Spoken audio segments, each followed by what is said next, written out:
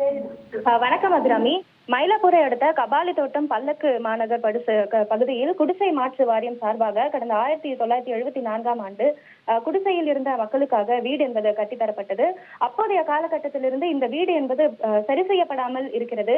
மழை, வெயில் என பல இயற்கை பேரிடர்களை சந்தித்த இந்த வீடுகள் இப்போது மோசமாக பழுதடைந்திருப்பதை நம்மால் பார்க்க முடிகிறது. மேற்கூரைகள் இடிந்து விழுவது, சமையல் அறையில் இருக்கக்கூடிய அந்த ஸ்லாப் என சொல்லப்படும் அந்த அறைகள் என்பது விழுந்து கிடப்பது போன்ற காட்சிகளை நம்மால் நேரடியாக பார்க்க முடிகிறது. உயிருக்கு ஆபத்து ஏற்படும் நிலையில் மக்கள் இருப்பதாகவும் சொல்லியிருக்கிறார்கள். இது குறித்து பலமுறை அதிகாரிகள் மற்றும் கவுன்சிலர் போன்றவர்களுடன் முறையிட்ட போதும் நீங்கள் வீடு காலி செய்து கொடுத்தால் கண்டிப்பாக மாற்று வீடை கட்டித் தருவோம் என்கிற ஒரு நிபந்தனையை அவர்கள் விதிப்பதாகவும் இங்க இருக்கக்கூடிய மக்கள் நம்மிடம் தெரிவித்திருக்கிறார்கள். மேலும் இந்த பகுதியில் ஆட்சி செய்து வரக்கூடிய கவுன்சிலர், எம்எல்ஏ போன்ற பலர் மீது அதிருப்தியாக இருப்பதாகவும் இந்த பகுதியில் இருக்கக்கூடிய மக்கள் நம்மிடம் தெரிவித்திருக்கிறார்கள்.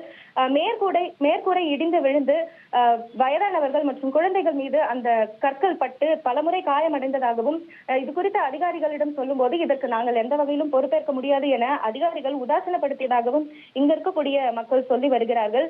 மேலும் சாலையும் இங்கு மிகவும் மோசமாக பழுதடைந்திருக்கிறது.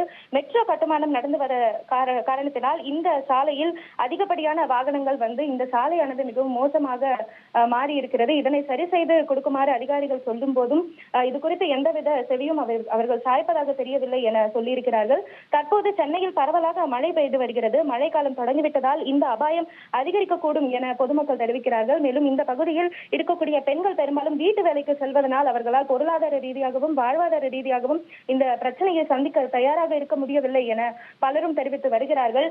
உடனடியாக இந்த குடிசை மாற்று வாரிய வீட்டில் இருக்கக்கூடிய மக்களுக்கு வேறு வீடு கட்டித்தர வேண்டும், அல்லது இந்த வீட்டினை சரி செய்யும் வரையிலாவது வேறு வீட்டிற்கு இவர்களை மாற்றி கொடுக்க வேண்டும் என்பதே இங்க இருக்கக்கூடிய மக்களின் ஒரே ஒரு கோரிக்கையாக இருக்கிறது. மேலும் இந்த ஆட்சியின் மீது இங்க இருக்கக்கூடிய மக்களுக்கு அதிகப்படியான அதிருப்தி இருப்பதையும் நம்மால் பார்க்க முடிகிறது. அபிராமி, விவரங்களுக்கு நன்றி ராதிகா.